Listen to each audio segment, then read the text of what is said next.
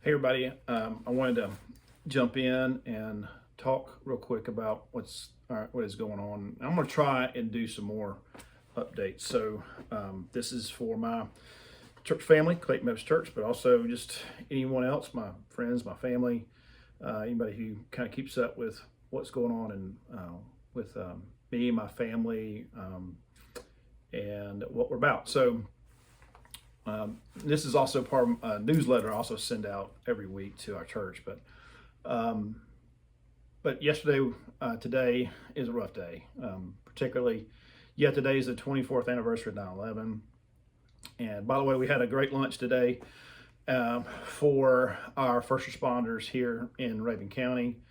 I believe it's 300 something people, and that's sheriffs, and that's EMTs, and that's DNR. I mean, just everything's firemen, of course, that work serving us every day. So we love y'all. Thank y'all. Thank you everybody who prepared Blue Hound Barbecue. Woohoo! It's amazing. Everybody who delivered food out to the different sites and everything where our first responders works. We love y'all. But of course, yesterday, what so many of us were affected by was the assassination by Charlie Kirk. And right now, as I'm filming this, and as I wrote this, we still have not found a shooter, and that's still in the works and been under investigation. Of course, if you're not familiar with Charlie Kirk, you're probably older if you haven't. But 31-year-old husband, dad, apologist, theologian, political organizer, speaker, but he loved the Lord, loved the Lord Jesus, and also just a thoughtful debater, and asked questions and let people prove their positions. He gave respect to everybody, but he gave respect to people who opposed him and gave them an opportunity and all that kind of thing. And I don't want to make so much out of Charlie Kirk. That's not my point. I can't say he was somebody I watched all the time, but when quick reel or post or whatever came up, just especially when he was on, I love what he did on college campuses and engaging people there. And of course, that's where he was yesterday in Utah when this sniper took him out. And yesterday I'm just shocked, cried several times, and just hard sleeping last night, and just running into contact with people who today, and just knowing that our country is going to be changed. It has already been changed, and this is just one of those before and after moments that, just like 9/11 was years ago. My responsibility though is to you, my church family, and that's who I want to speak to. And anyone else that gets in on this, that's great too. So here goes. What happened yesterday? So first of all, what happened yesterday was demonic, and I'll say that it was demonically inspired. And I've told y'all for years and that whatever we worship is whatever we become like. Whatever we spend the most of our time reading or listening to or spending our time and our money on, that's what we worship. So that's that's something you find in 2 Kings 17:15 and Romans 1:18 and following. And so what we saw yesterday is what we saw is the worship of a God, little g, that many on that part of the spectrum of not just politics, but everything else, just what we'll call the left, just liberalism, denying anything that, first of all, I would just define it as those who deny the creator, follow evolution, but just deny anything to do with God, the Bible, salvation through Christ alone, for whatever reason, that they deny it. And of course, something else has to fill that vacuum. And it takes it a step further. It's the denial of it, but also the embracing of whatever he was for, or whatever he was against is what they're for. So I mucked that up. But it's just think who I'm talking about. I think we've seen it enough to understand that this is something more than just disagreeing with people's politics. And so, as I write this too, that the shell casings that were found, or a casing for what we know I know right now is one shot. I could be wrong about that, but it had words on it that include transgender and anti-fascist ideology, whatever that ideology is. But it's the same ideology that's been espoused on college campuses for decades now. It's nothing new. In fact, it's very, very old. Many of the ancient gods, little g, that Israel was attacked by, those nations that were attacked by, they worship gods that were both male and female. And so, there's, the one we typically think about in our culture is the Baphomet, male and female, but many other gods were as well. And it involved child sacrifice and all these other things that are, why would any thinking person indulge in that? And we're so refined, but that's exactly what we see in our culture today. It just has different clothes on. It looks different. So just don't let us fool ourselves into thinking that what happened yesterday was a fluke or just pumped up political rhetoric or whatever that the pundits are putting out there that needs to be tamped down. There's just way too much similarity in the demons of old and the demons that we are seeing here in the present. Same demons. So just different servants who worship them, and then those demons throw them away after they're done with them. So what was done yesterday was demonic. So don't fool yourself. This is not just something that's happened in the political arena as part of history. No, this is so much more. This is demons and at work. Okay. Secondly, what not only was yesterday demonic, it was also strategic. It was very strategic. Now, I'm not speaking as to how the assassins did it and all that kind of thing. What I'm speaking to is the enemy's strategy, because I saw several posts before this, for a few days before this, about what's happening on college campuses. I don't know if you've been paying attention, but God's at work on college campuses, and it's been happening really after COVID. But these particular were in Ohio State, outside, led by some football players and other folks. They were preaching the gospel. Just hundreds of kids. I think 31 got baptized as a result of it. I don't know all the particulars of it, but what I saw was genuine, and they were preaching the truth. They were preaching salvation by grace through faith, and it was kids. It was when I say kids, I'm talking college age adults. God's at work, and it's cool to see it happen. So, who is at the tip of the spear of what's been going on college campuses? I put Charlie Kirk right at the top of that list. He's not the only one. There's a bunch, and I love college ministry. I grew them a ton right after I became a Christian in college as a result of college ministry, and I'm all about it. So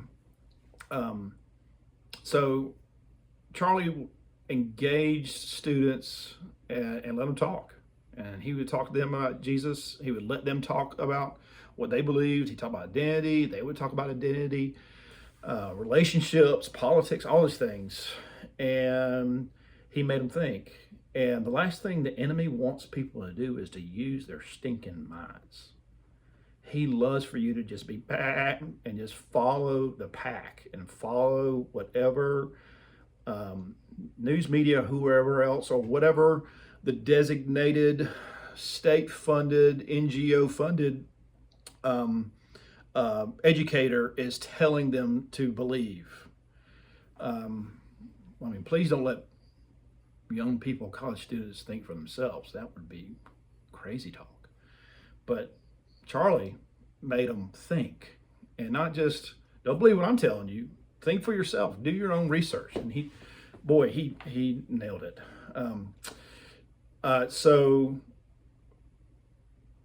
would say he was the tip of the spear. But my hope is that I've heard someone say, that 1 million more Charlie Kirks take Charlie Kirk's place after as a result of this. That God has been already at work, and God raises up men and women to share the truth. There's a familiar. I throw this out all the time, and it comes from the Moravians. The Moravians were mission, like really kind of one of the original first movement of missionaries in the 1700s, and there was two Moravian missionaries who would always encourage one another. Dober and Nishman, those are the two guys. But they left from Germany on a ship, and they were headed to the Danish West Indies, as I recall. And they would call out to the other, "The Lamb is worthy of his suffering." And that's from Revelation 5:12. And our Lamb is worthy. Worthy is the Lamb who to receive power and wealth and wisdom and might and honor and glory and blessing. And we're going to suffer. We're going to hit it on the chin. And we need a million more Charlie Kirks. Not just like Charlie. Be you. Be who God made you to be. But engage with people. Help them think. Use apologetics. Get out there and share the truth. All right, so what happened yesterday was demonic. It was also strategic, but it's also apocalyptic. Now, this is not crazy talk. I'm not saying apocalyptic in the sense of the Great Tribulation or the return of Jesus or any of that. I'm talking in the sense of the original meaning of the word apocalypse means to reveal. That's all it is. It's like a drawing back of the curtain. And what I really believe happened yesterday and what is happening is that the curtain is being drawn back so we see who people really are. And I'm just, on one hand, I'm shocked by the people who came out and celebrating Charlie Kirk's assassination. I'm shocked because maybe I live in a hole, I don't know. But how just demonic they are, and how it just calling evil good and good evil, it's just demonic. And yes, the number of them, but also on the other side, what's been drawn out and revealed to me is how many godly people who maybe 4 or 5 years ago were not there on any of their beliefs, on any or Jesus, but had it not been for, say, somebody like Charlie or Charlie's impact and influence on them. And I'm talking people that were, people that were traditional, liberal, whatever, for whatever reason, because that's just all they've ever known or grown up in, and they got pulled out of it, or then they got turned in, and they turned themselves over to Christ. So it's apocalyptic that way. And so people from all over. And here's what we know now, that the curtain's been drawn back here in America. I love my country. I believe in us being intentional about taking the gospel here. And the only way to change America, we need politicians to do their job, and we need that happen. One of the wickedest things I saw yesterday was what happened in Congress. If you want to see a revealing, go and look what happened in Congress when someone asked to pray for Charlie or Charlie's family. Immediate eruption. No. Let you know where we are. But the biggest thing you can do in our day to day, in sharing what needs to happen in America, is just you be who God made you to be, and just ask the question: how's God called you? What's He called you to do? Just go do it. Take that first step. You're scared, but guess where the scared is? It's where God is. God's usually calling you into whatever is the most scary, which may be the most lost to you in one sense, but the place where you'll have the most gain. Get out of the boat, Peter, step into the storm and take Jesus' hand. Trust Him, because that's where He's at. We believe that people still have a soul, that they're also worth living and dying for. Our country's still worth living and dying for. And I think what Charlie would say is the best impact we can make is live for King Jesus, get married, raise a bunch of kids, godly kids, pour into them, be devoted to your church, and tell somebody about Jesus today. It's not rocket science, and it's a math problem. I'll tell that to the day I die. The reason why people don't know is because they haven't heard. And there's so many out there who have not heard the evidence about Jesus, about his bodily resurrection, about his coming again, about his message that all people have to do is trust in him alone, and all their sins, past, present, and future, will be paid for in that instant. Jesus is worth living and dying for, and so are people, even people we don't get along with and may be opposed to us. And yes, that includes people that may even be those who formerly persecuted Christians. That was Paul. You want to talk about an assassin? The Apostle Paul was an assassin. He killed Christians. God can save him. He can save them. If he can save you, he can save anybody.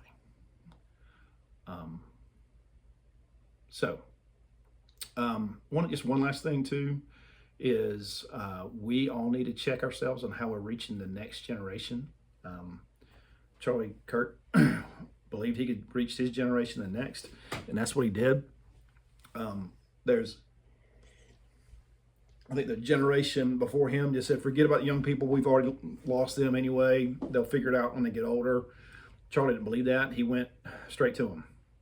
And I'm so encouraged right now about what's happening with our young guys here. I'm talking some of our college age guys and our youth ministry here at church is seeing so many kids come.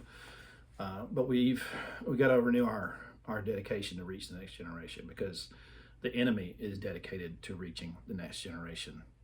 And that's where the battlefield is. I was talking to a guy, and it's not just America too, but I want to come back to America and then I'll be done.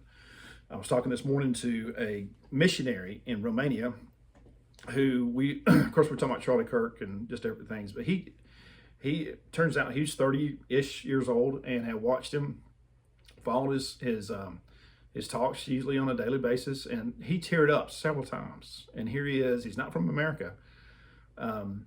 He's from another country working in Romania, going to Ukraine, and he's at the tip of the spear. But this affects the rest of the world. The rest of the world is watching America and there's believers, Christians in other countries who cannot speak freely. We have freedom of speech, and they don't. And they're watching what takes place here.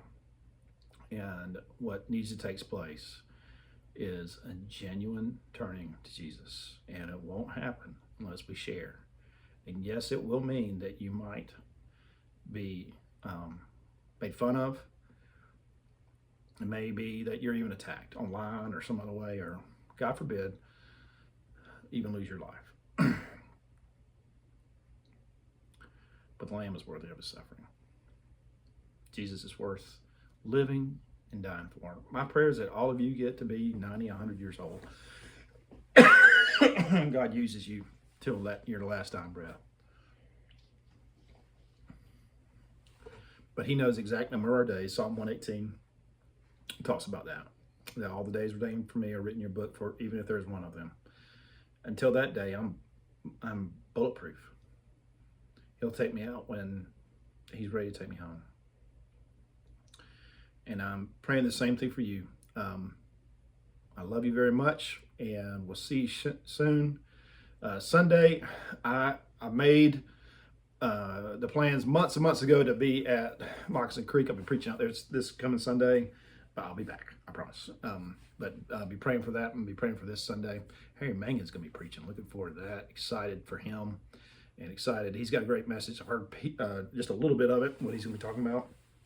And looking forward to that. But we love you, church family, and God bless.